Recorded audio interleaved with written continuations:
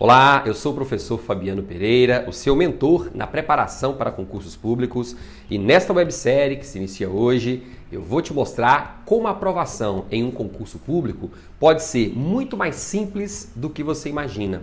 Você vai descobrir como garantir a sua segurança financeira com quem já venceu esse desafio, mesmo que hoje você não se sinta 100% preparado.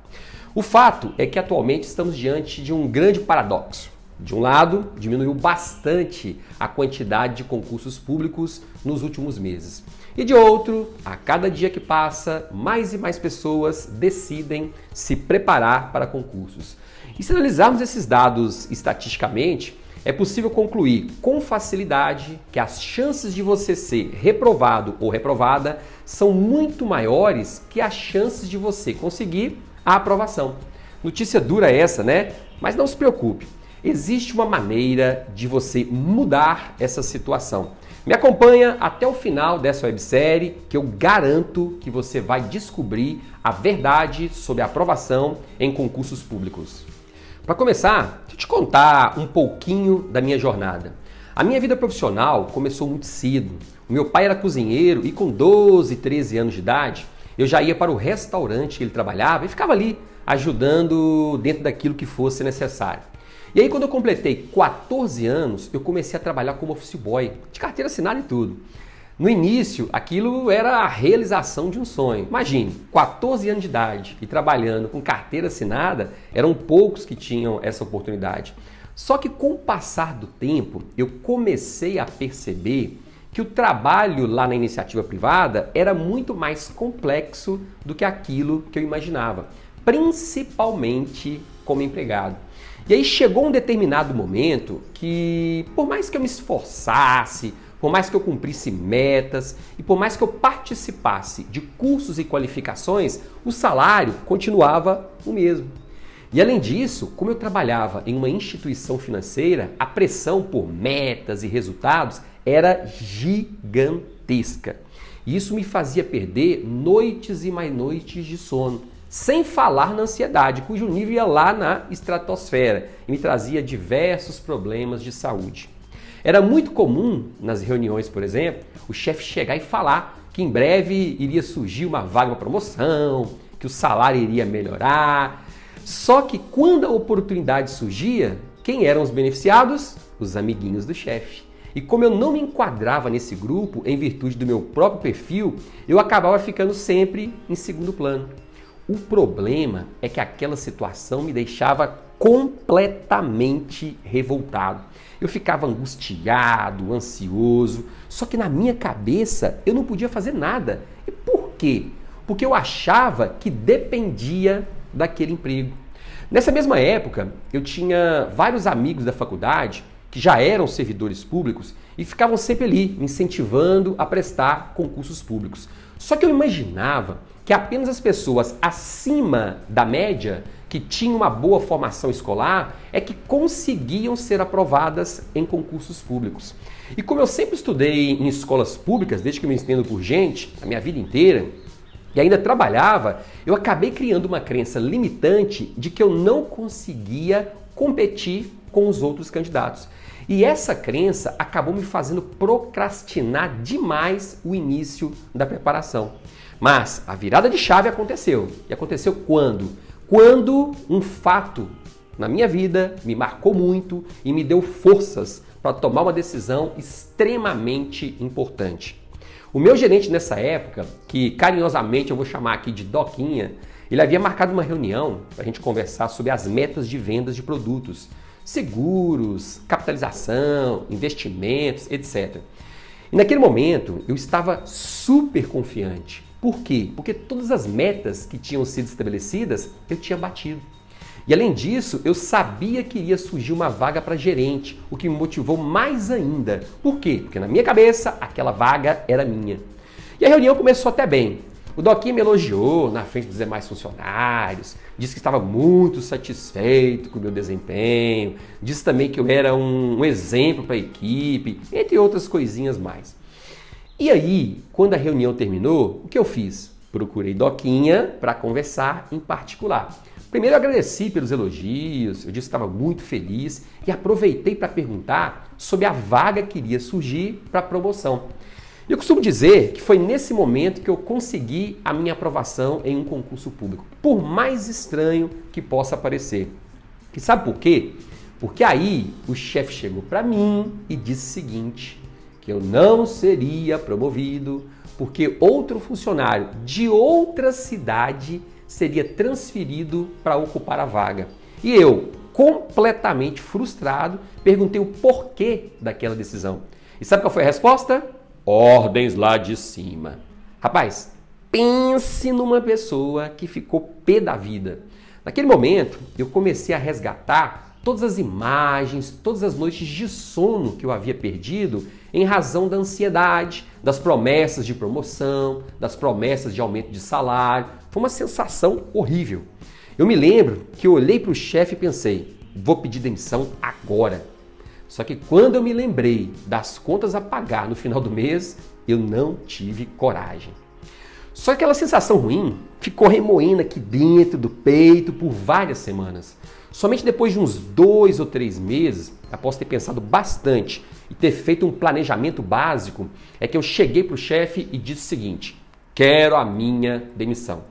Na hora, eu percebi que ele ficou bastante surpreso, eu acho que ele não esperava essa atitude da minha parte. Mas aí, ele simplesmente olhou para mim e disse o seguinte, moço, se você sair dessa empresa, você vai fazer o quê? Em nenhum outro lugar você vai receber o salário que te pagam aqui. Aí na hora eu falei para ele, pode ficar tranquilo, não se preocupe não, eu vou estudar para concursos públicos. Aí ele olhou para mim, deu aquele sorrisinho irônico e falou que concurso público não era para qualquer um. Olha, eu não sei porquê, naquela hora eu fiquei calado. Deu até vontade de falar ali umas poucas e boas, mas eu simplesmente pensei, calma, você vai ter notícias minhas. Daquele momento em diante, não teve um dia sequer que eu não pensasse naquela conversa. A aprovação para mim passou a ser uma questão de honra para provar que eu também era capaz de me tornar um servidor público. E depois disso, eu comecei a me dedicar integralmente à preparação para concursos públicos. No início foi bem tranquilo. Como eu já tinha a consciência de que precisaria de alguns meses para estudar disciplinas que eram cobradas nos principais editais, eu não tive muito problema com ansiedade não. Só que o tempo foi passando e o dinheiro foi acabando, 6 meses, 9 meses, 1 ano e nada de aprovação. E o pior, começaram as cobranças dos amigos e familiares.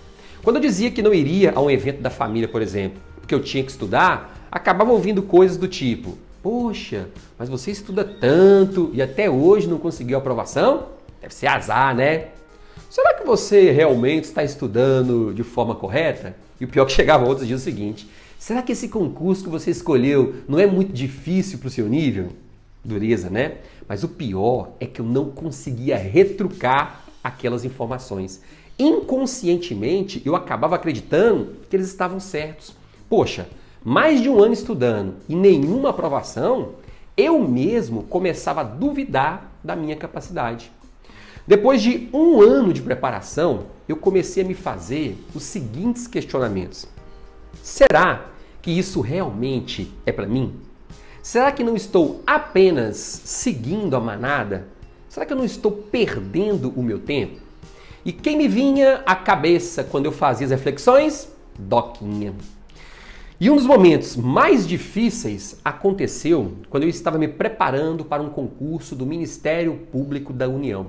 Na época, eu estava ali bastante focado, estudando cerca de 10 horas por dia, resolvendo muitas questões. Internamente, eu tinha convicção de que seria aprovado. Entretanto, quando a banca divulgou o gabarito, o que aconteceu? Eu não fui aprovado. E por 2 questões. E o pior, as questões que eu tinha estudado, as questões que eu sabia o conteúdo. Naquele momento, eu simplesmente peguei a prova, rasguei e joguei no lixo. Não estudo nunca mais. A minha ansiedade estava no grau máximo. Parece que eu tinha engolido uma fogueira de São João e ficava queimando aqui dentro. Só que uma semana depois, eu acabei me encontrando com um colega que já era servidor público. E não tinha jeito. Como todo mundo sabia que eu estava estudando, a primeira coisa que me perguntavam era a seguinte: e aí, como é que estão os estudos? Eu não tinha, mesmo que eu quisesse, eu não tinha como fugir daquele assunto.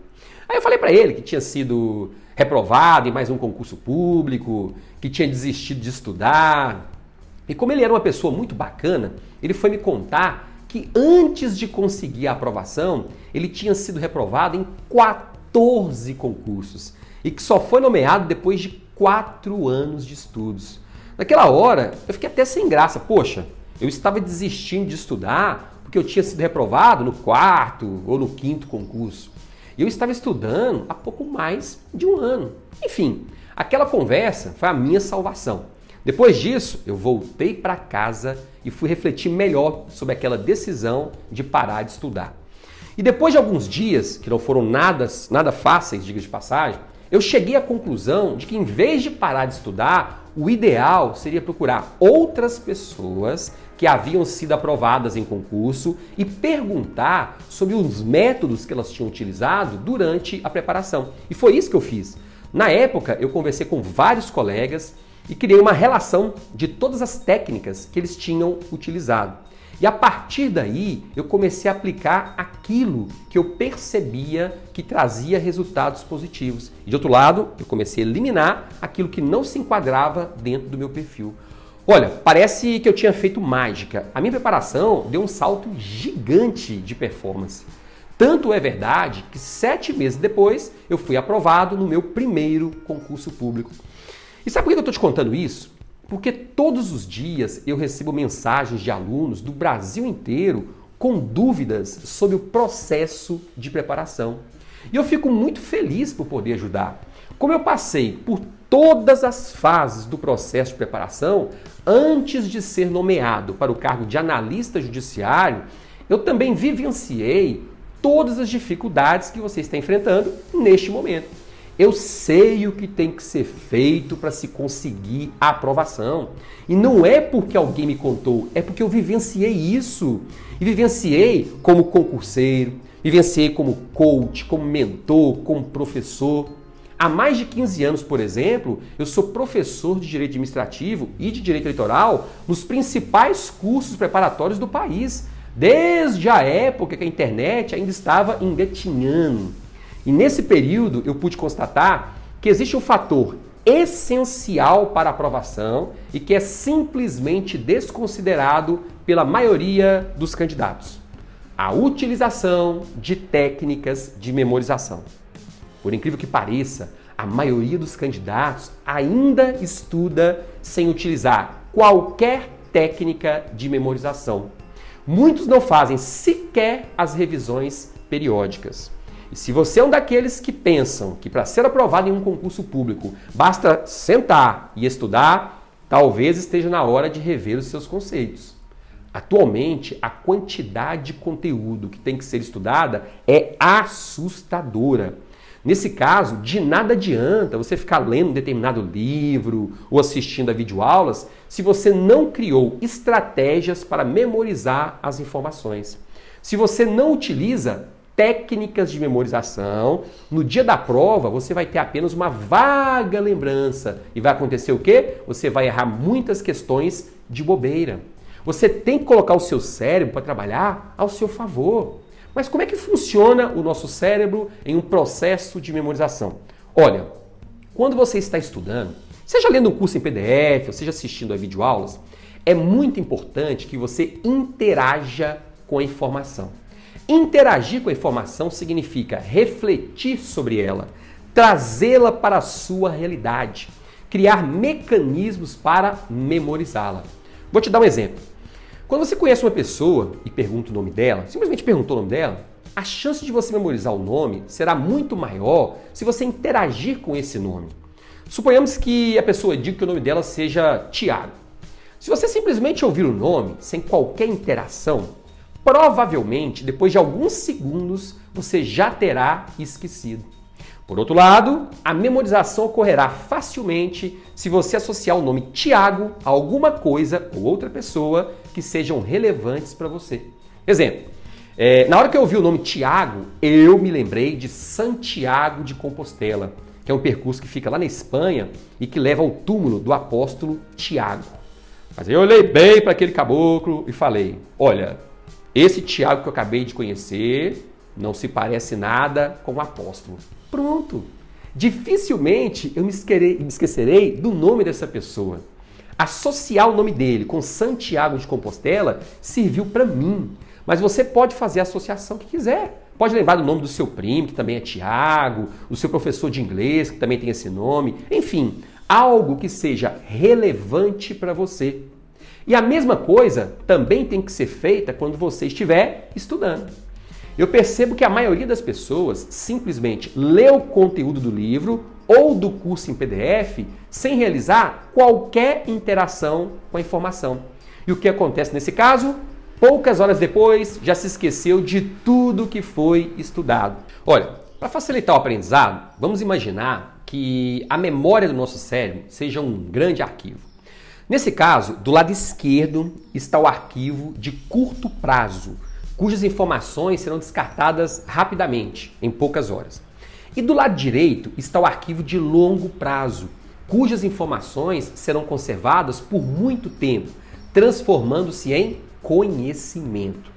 Agora, suponhamos que você está ali acessando o seu Facebook, o seu Instagram, por exemplo, passando só o dedo na sua timeline. Você acha que a maioria daquelas informações será enviada para a sua memória de curto ou a sua memória de longo prazo? De curto prazo, com certeza. Já pensou se você enviasse para a sua memória de longo prazo todo o lixo que você recebe nas redes sociais? Seu cérebro entraria em colapso.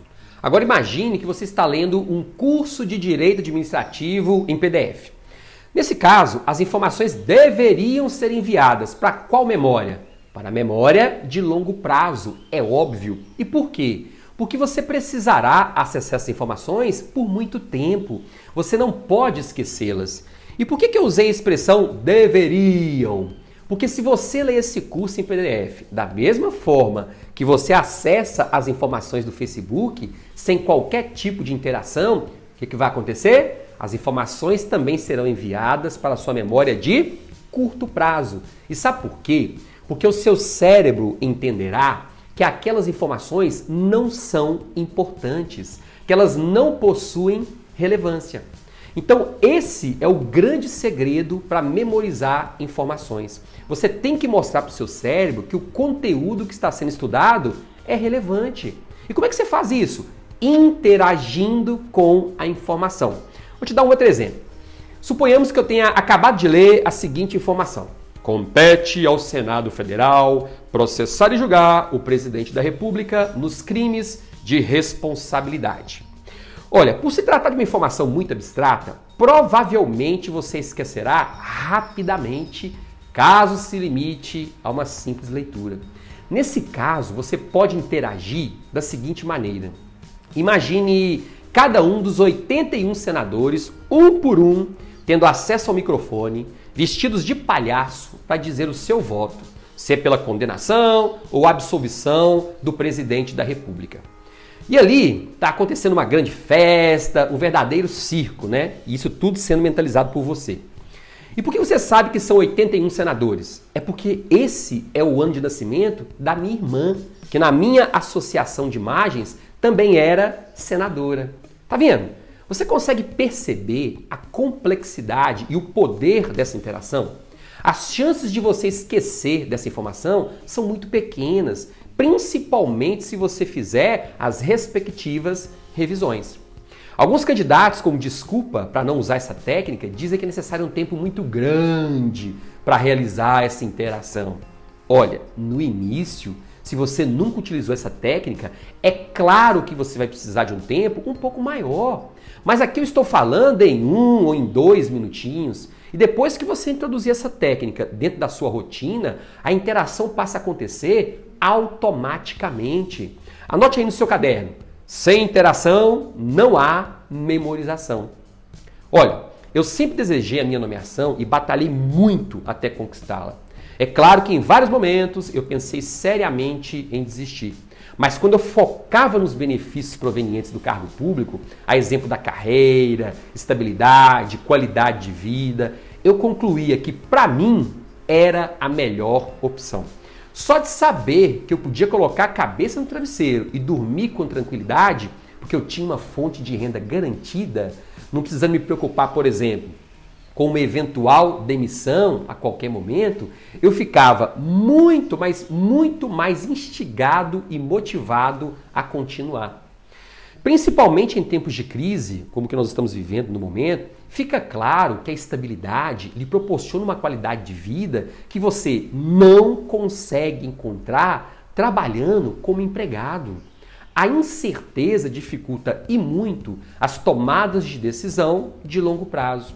Você vai viver sempre em uma situação muito tensa. Você não sabe se vai conseguir pagar o aluguel até o final do ano, porque a filial da empresa está para fechar. Você não sabe se poderá manter os seus filhos numa escola particular, porque a empresa esse ano decidiu não pagar a participação nos lucros. Enfim, quando você ocupa um cargo público, você sabe que não será demitido aleatoriamente.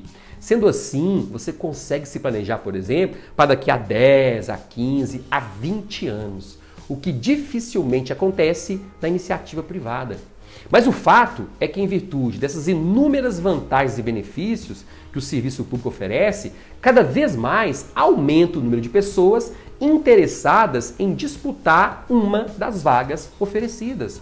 A concorrência é cada vez maior e, para superá-la, você tem que possuir uma estratégia eficaz, um método que lhe permita preparação sem perda de tempo, com objetividade. Eu demorei bastante a criar e desenvolver o meu método de estudos, mas depois que isso aconteceu, foi só alegria. Em poucos meses foram 4 aprovações em concursos públicos federais, entre eles o cargo de analista judiciário da Justiça Eleitoral. E se eu conseguir aprovação depois de superar várias dificuldades e obstáculos, partindo do absoluto zero, eu tenho certeza de que você também consegue. Basta fazer o que tem que ser feito. Bem, esse era o recado que eu tinha que trazer hoje para você. Espero que tenha gostado do primeiro vídeo da nossa websérie e lembre-se de que ela está apenas começando. No próximo episódio eu vou te mostrar quais são os vilões da sua aprovação. Você irá entender o que precisa fazer e o que não deve fazer de maneira alguma durante o período de preparação. E além disso, eu também irei revelar alguns hábitos que atrapalham demais a maioria dos candidatos, bem como o que fazer para evitá-los.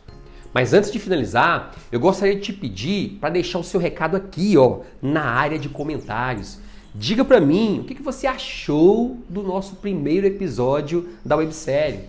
E se você tiver alguma dúvida ou sugestão, também coloque aqui nos comentários. Eu vou analisar cada uma das mensagens e em breve todas elas, sem exceção, estarão respondidas. Lembre-se também de compartilhar este vídeo com seus amigos que estão se preparando para concursos públicos. Eu tenho certeza que eles ficarão muito gratos e felizes.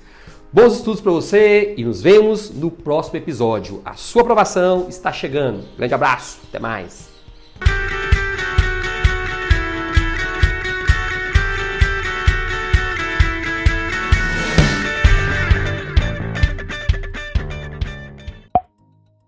A preparação do professor Fabiano me ajudou muito no sentido de organizar o meu cronograma, de selecionar os materiais certos para minha preparação e de me orientar diariamente, mensalmente, semanalmente, através de simulados, de questões, de correções de redação.